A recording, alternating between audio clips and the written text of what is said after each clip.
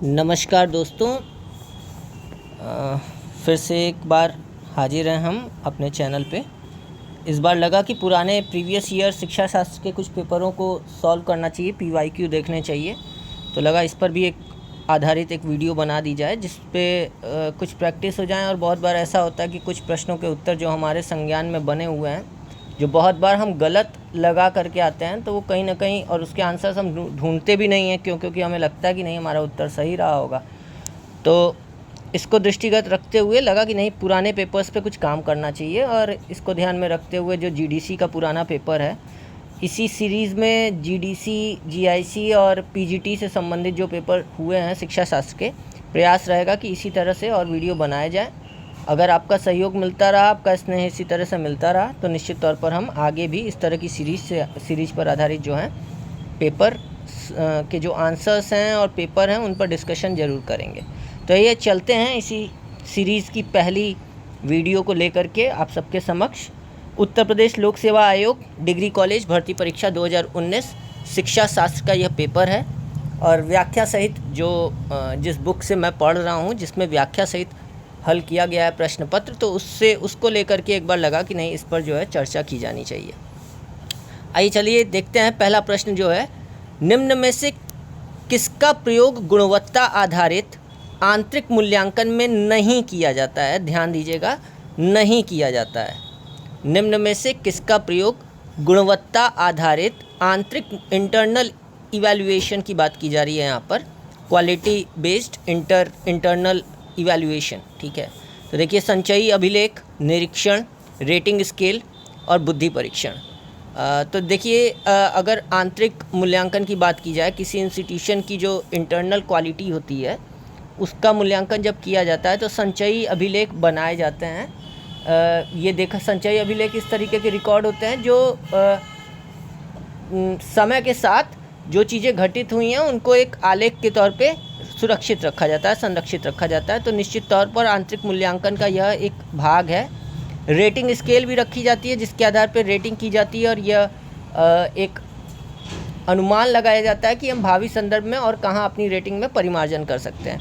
निरीक्षण भी इसमें निश्चित तौर पर होता है, जा कर के ऑब्ज़र्व किया जाता है, चीज़ों को देखा जाता है कि कहाँ कहाँ सुधार किए जाने की संभावना है। लेकिन बुद्धि परीक्षण जो है वो इंटरनल इवैल्यूएशन का हिस्सा नहीं है। आइए तो व्याख्या इसकी देख लेते हैं। उत्तर तो बुद्धि परीक्षण ही है।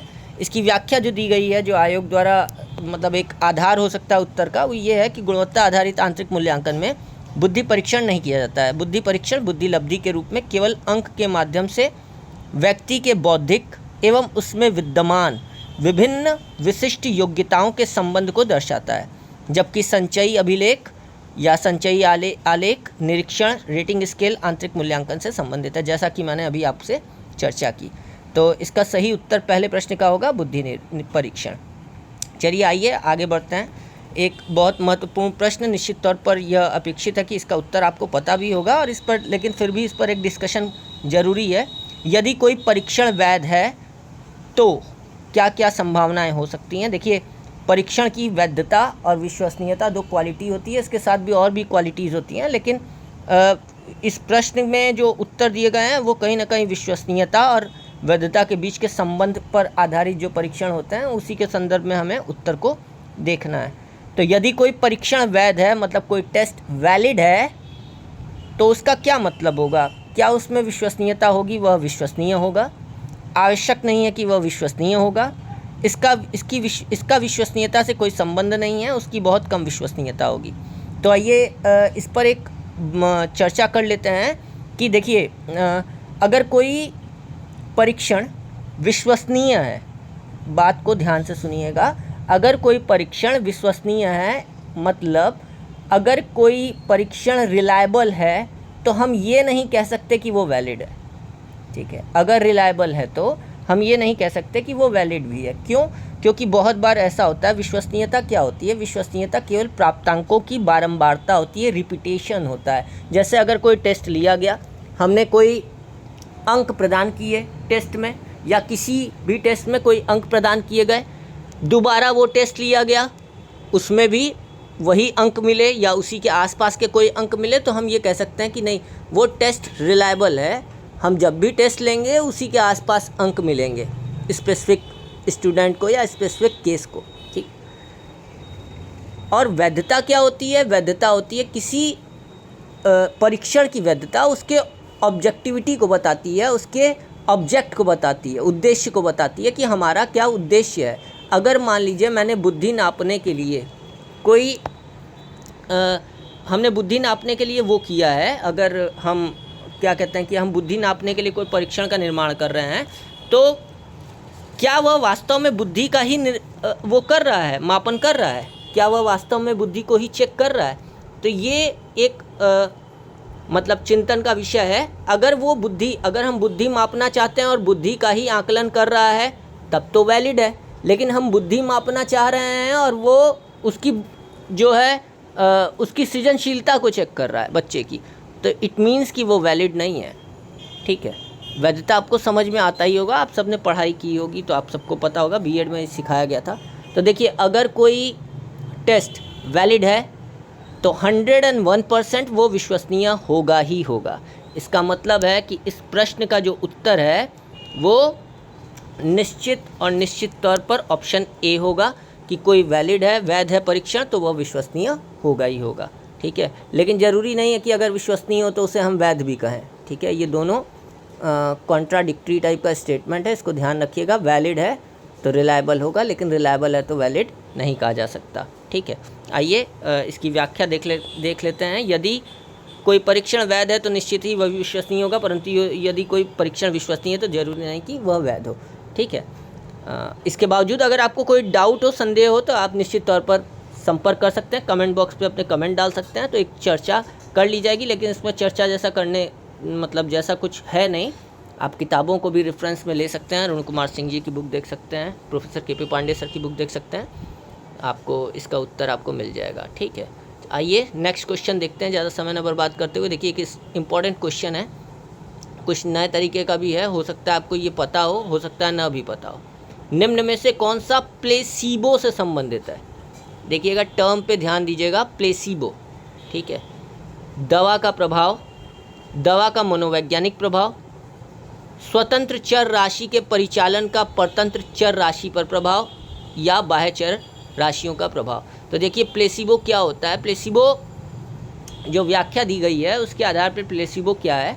प्लेसीबो दवा का मनोवैज्ञानिक प्रभाव है। जैसे बहुत बार ऐसा होता है कि हम कोई दवा लेते हैं, या केवल हम ये कहते हैं कि नहीं, स्पेसिफिक डॉक्टर की दवा लेने पर ही हम ठीक हो जाते हैं, उसकी दवा का बहुत असर होता है, ठीक है। तो ये कहीं ना कहीं एक मनोवैज्ञानिक प्रभाव है। अगर दवा असर नहीं भी करेगी तो कहीं ना कहीं हम क्या करेंगे, अगर हम ठीक हो रहे हैं तो हम उसी को रीज़न मानेंगे, ठीक है। तो ये एक मनोवैज्ञानिक इम्पैक्ट है प्लेसीबो, ठीक, दवा से रिलेटेड, ठीक है। चिकित्सा पद्धति में इसका प्रयोग किया जाता है। अगर हम कोई दवा लेते हैं और हम ये मानते हैं कि नहीं, स्पेसिफिक दवा लेकर के हम ठीक हो जाते हैं, भले बीमारी कुछ और हो, और या हम ठीक भी हो रहे हैं दूसरे कारण से ठीक हो रहे हैं, तो हम कारण यही मानेंगे कि नहीं, उस दवा से हो रहा है। तो देखिए, इसका लिखा हुआ व्याख्या, प्लेसीबो जिसे हिंदी में कूटभेषक कहते हैं, ऐसी चिकित्सा को कहते हैं जिसका कोई वैज्ञानिक आधार नहीं होता, पर ऐसी चिकित्सा पद्धति प्रभावहीन होती है, मतलब इसका कोई प्रभाव नहीं होता। यदि कोई सुधार दिखता भी है तो उसका कारण कोई अन्य चीज़ होती है। तो यह दवा का मनोवैज्ञानिक प्रभाव है, मतलब हम ये मानते हैं कि नहीं, इसी दवा से हमारा ठीक हुआ होगा, या रोगी मानता है कि वो दवा से ही ठीक हुआ है, इसी को प्लेसीबो बोलते हैं। आइए नेक्स्ट क्वेश्चन, इंपॉर्टेंट क्वेश्चन है। विश्वसनीयता सूचकांक की गणना निम्नलिखित में से किस सूत्र द्वारा की जाती है, ठीक है। तो देखिए, R² 11, R³ 11, √R11, या डी ऑप्शन है R⁻³ 11, ठीक है। तो इसका उत्तर जो है ऑप्शन सी है, √R11, ठीक। ये क्वेश्चन आप देख लीजिए, इसकी व्याख्या देख लीजिए। एक परीक्षण पर परीक्षार्थी के प्राप्त प्राप्तांक और सत्य प्राप्तांक के बीच सहसंबंध को ही विश्वसनीयता सूचकांक बोलते हैं। R1 = √R11, ठीक है। जबकि R1 क्या है, यहाँ पर प्राप्त प्राप्तांक और सत्य प्राप्तांक का सहसंबंध है, और R11 जो है, R11 जो है परीक्षण का विश्वसनीयता गुणांक है, ठीक है। आइए नेक्स्ट क्वेश्चन पे चलते हैं, नेक्स्ट क्वेश्चन पे चर्चा करते हैं। निम्नलिखित में से कौन सा उपागम शिक्षक के निष्पादन के औपचारिक मूल्यांकन के लिए नहीं है, ठीक है। ये देख लीजिए, ऑप्शन है समुदाय मापनी, छात्र मापनी, सहकर्मी मापनी, विशेषज्ञों द्वारा मापन। प्रश्न को ध्यान से सुनिए, निम्नलिखित में से कौन सा उपागम शिक्षक के निष्पादन के औपचारिक मूल्यांकन के लिए नहीं। मतलब अगर किसी टीचर का हमें का परफॉर्मेंस देखनी हो फॉर्मली, ठीक है, कि क्या परफॉर्मेंस है उसकी, तो उसके लिए मूल्यांकन के लिए कौन कौन से उपागम हो सकते हैं। समुदाय मतलब जिन लोगों से शिक्षक का परफॉर्मेंस डायरेक्टली जुड़ा हुआ है, वो सारे लोग समुदाय के अंतर्गत आ जाएंगे। तो निश्चित तौर पर समुदाय मापनी के आधार पर निष्पादन का औपचारिक मूल्यांकन शिक्षक के किया जा सकता है। छात्र मापनी के द्वारा भी किया जा सकता है। सहकर्मी मापनी भी हो सकती है, क्योंकि जो लोग साथ रह रहे हैं, जो सहकर्मी हैं शिक्षक के, वो भी औपचारिक रूप से उसके परफॉर्मेंस को बता सकते हैं या उसके मूल्यांकन में सहयोग कर सकते हैं। विशेषज्ञों द्वारा मापन, निश्चित तौर पर उत्तर जो है डी है, और आयोग ने भी यही उत्तर माना है, किताब में भी यही दिया हुआ है कि विशेषज्ञों द्वारा किए जाने वाला मापन जो है औपचारिक मूल्यांकन नहीं है शिक्षक के निष्पादन का। ठीक है, यहाँ छात्र मापनी, समुदाय मापनी और सहकर्मी मापनी को हम जो है सारे उपागमों को शिक्षक के निष्पादन के औपचारिक मूल्यांकन के लिए जिम्मेदार मान सकते हैं। ठीक है, चलिए आइए एक इम्पॉर्टेंट क्वेश्चन और है, निम्नलिखित में से कौन सा एक प्रयोजनवाद के प्रवर्तक हैं। ठीक है, Kant, Milton, Plato, C.M. Peirce. Simple सा आंसर है C.M. पियर्स नहीं होगा, ये C.S. पियर्स होगा। यहाँ पे मिसप्रिंट है बुक में। ठीक है, C.S. पियर्स होगा, ऑप्शन डी सही है। C means Charles, S means Sanders और पियर्स। ठीक है, चार्ल्स सैंडर्स पियर्स जो थे वो प्रयोजनवाद के प्रवर्तक थे। ठीक है, आइए नेक्स्ट क्वेश्चन देखते हैं। देखिए ये उत्तर देख लीजिए आप, चार्ल्स सैंडर्स पियर्स। ठीक है, नेक्स्ट क्वेश्चन है, आधुनिकीकरण का कारण होता है नवाचार और प्रसरण। ठीक, चयनीकृत निराकरण, सामाजिक स्वीकृति एकीकरण या ये सभी। आधुनिकीकरण क्या चीज़ होती है, मॉडर्नाइजेशन। ठीक, जिसमें नई चीज़ों को क्या करते हैं हम स्वीकार करते हैं, समाज स्वीकार करता है। ठीक है, तो देखिए नई चीज़ भी आ गई, नवाचार में नई चीज़ आ गई। सी ऑप्शन देखिए, सामाजिक स्वीकृति, मतलब समाज उसे स्वीकार करेगा तभी वो आधुनिकीकरण में सम्मिलित होगा। ठीक है, चयनीकृत निराकरण है, मतलब बहुत बार क्या होता है कि हम सेलेक्टिव होता है ये, मतलब हम उसे सेलेक्ट करते हैं, वो थोपा हुआ नहीं होता, वो हमारा सिलेक्शन होता है, चयनीकृत निराकरण होता है। इसलिए ऑप्शन A, B, C मतलब ऑप्शन डी, ये सभी उत्तर क्या हैं, सही है। ठीक है, आइए नेक्स्ट क्वेश्चन देखते हैं। देखिए इसका दिया हुआ, आधुनिकीकरण की प्रक्रिया के विश्लेषण में निम्नलिखित पहलुओं को विभाजित किया जाता है। ठीक है, ऐसे मैं इस बुक का जो मैंने ये PDF बनाया, ये मैं आपको भेज दूँगा अपने ग्रुप में विभिन्न माध्यमों से, जिसमें मैं जुड़ा हुआ हूँ। और आप अगर नहीं जुड़े हैं तो अपने चैनल का लिंक जो है मैं डिस्क्रिप्शन पे डाल दूँगा, आप निश्चित तौर पर टेलीग्राम ग्रुप से जुड़ सकते हैं। चलिए आइए देखते हैं नेक्स्ट क्वेश्चन। साइबरनेटिक शब्द दिया है, देखिए ये इंपॉर्टेंट क्वेश्चन है, और ये GIC GDC के अलावा PGT में भी शायद 1-2 बार पूछा है, मैंने इस क्वेश्चन को रिपीटेड देखा है। ठीक है, तो इसको ध्यान से देखिएगा। साइबरनेटिक शब्द दिया है, किसने दिया है, नॉर्बर्ट विनर ने, W कॉक्स ने, फ्लेंडर ने, गिलबर्ट ने। इसका ऑप्शन A सही है, नॉर्बर्ट विनर ने। मोस्ट इंपॉर्टेंट क्वेश्चन है, इसको ध्यान रखिएगा। ये सॉल्व करवाने के पीछे का रीज़न यही है कि अगर ये फिर से रिपीट होता है तो आपका उत्तर गलत नहीं होना चाहिए। और देखिए PYQ अगर आप कर रहे हैं तो PYQ ही जो है आपके बेस को बनाए रखता है, आपके वो क्वेश्चन आपके गलत नहीं होने चाहिए जो प्रीवियस ईयर आए हुए हैं, तब जा कर के आप GDC GIC या आयोग की किसी परीक्षा में अपने आप को स्टेबल कर पाएंगे। ठीक है, चलिए नेक्स्ट क्वेश्चन बात करते हैं। इसका आपको उत्तर व्याख्या आप देख सकते हैं। साइबरनेटिक्स का जो है टर्म, यह शब्द नॉर्बर्ट विनर ने सबसे पहले वो किया था। ठीक है, नेक्स्ट क्वेश्चन है, एडगर डेल के अनुसार कौन में सबसे नीचे, जो एडगर डेल का अनुभव कौन है उसमें सबसे नीचे किसे रखा गया है। शाब्दिक संकेत, प्रतिपादन, प्रदर्शित वस्तु, प्रत्यक्ष एवं सार्थक अनुभव। इसका उत्तर प्रत्यक्ष एवं सार्थक अनुभव है। अगर चित्र मैंने रखा होगा तो आप इसे देख सकते हो, ये जो है ये आप एडगर डेल का वो है, और देखिए लास्ट में वास्तविक प्रत्यक्ष अनुभव पूर्ण उद्देश्य पूर्व जो है ये सबसे लास्ट में है। ठीक है, इसको आप देख सकते हैं।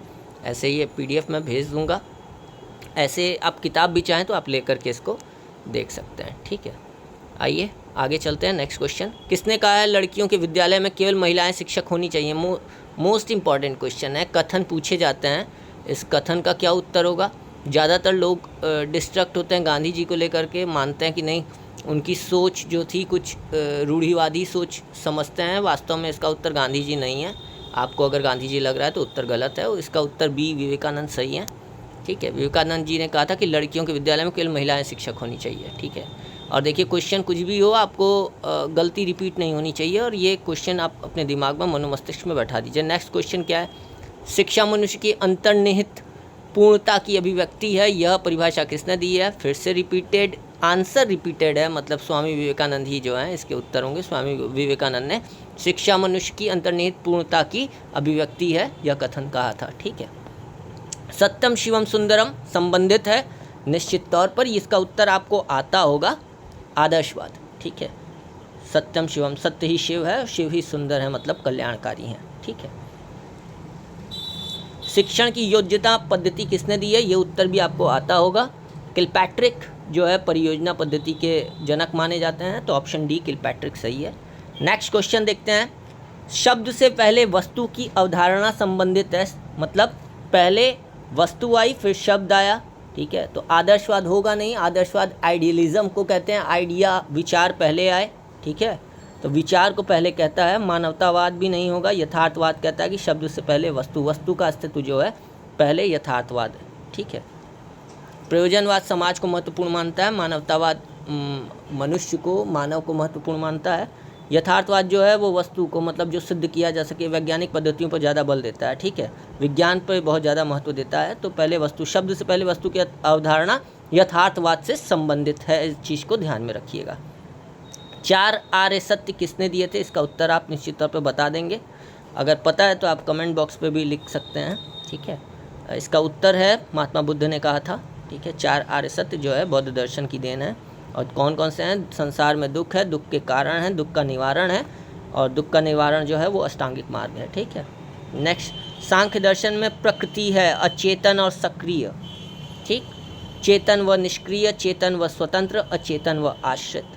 ठीक है, देखिए प्रकृति जो है वो अचेतन और सक्रिय है। ठीक है, इसका उत्तर ए सही है। सांख्य दर्शन की इसकी व्याख्या देख लीजिए। सांख्य दर्शन की सबसे प्रमुख धारणा सृष्टि की प्रकृति पुरुष से बनी है। इस दर्शन में प्रकृति यानी पंच महाभूतों से बनी है, जड़ अथवा अचेतन है तथा सक्रिय है, जबकि पुरुष चेतन तथा निष्क्रिय दोनों कॉन्ट्रा हैं।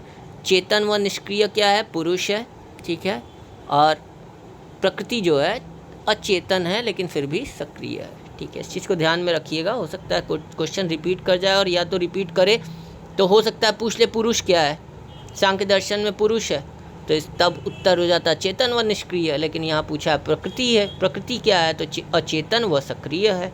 ठीक है, नेक्स्ट क्वेश्चन, शैक्षिक समाजशास्त्र के जनक कौन है? George Payne, Dewey, Alvin Good, Brown. बताइए आप लोग उत्तर।